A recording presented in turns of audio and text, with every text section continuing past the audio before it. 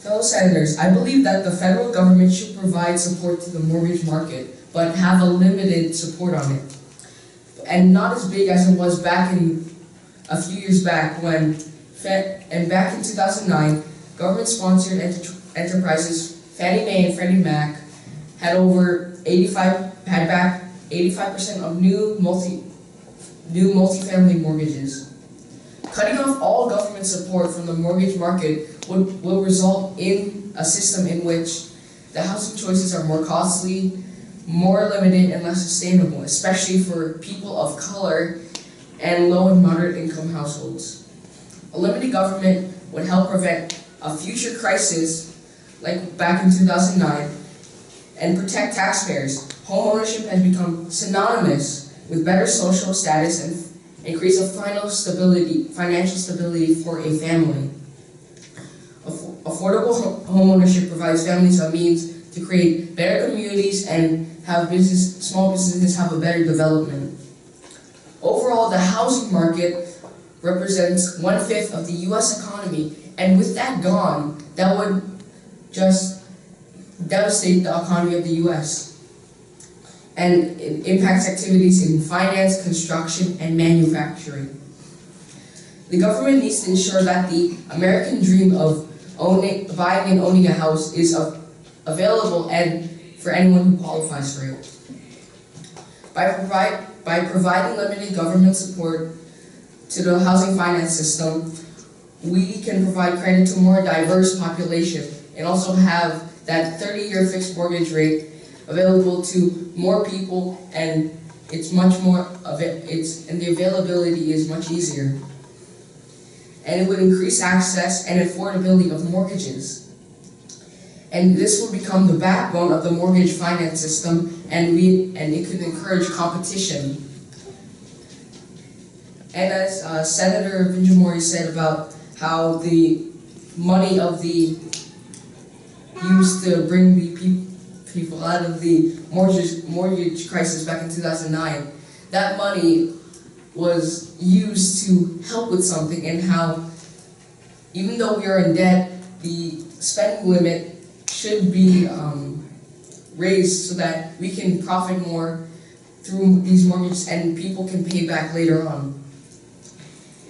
And limited governments also ensures that American people of the government overseeing and continuing to protect our interests through policies that can safeguard our homes.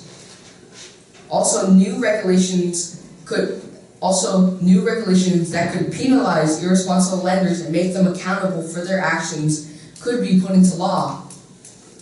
This will prevent bailouts and protect precious tax dollars from being used for any future mortgage crisis. All these benefits can only be gained by continued limited government and their support of the housing finance system.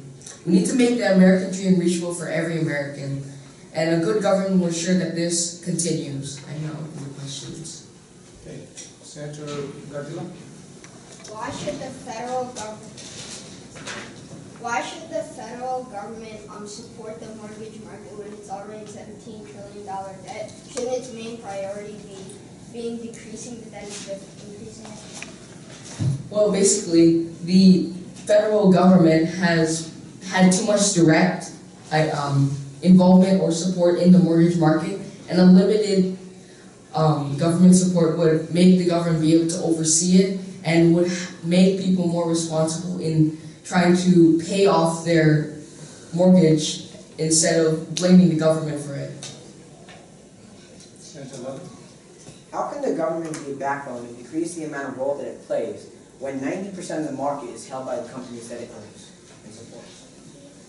Well, as some of the other senators said, that giving a private sector a bigger role in this would allow it to become help the government, and then make, like, if the government was somehow overseeing these private sectors, it would make it so that the government would be the main backbone, as I said earlier, in the mortgage market.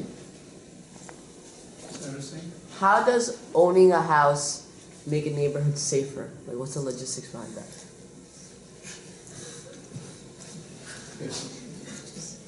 Part getting the kettle black. Right? Could you rephrase that? When lots of a neighborhood is comprised of people owning a house compared to some other form, why is it safer? Like what makes it owning a house makes it safer?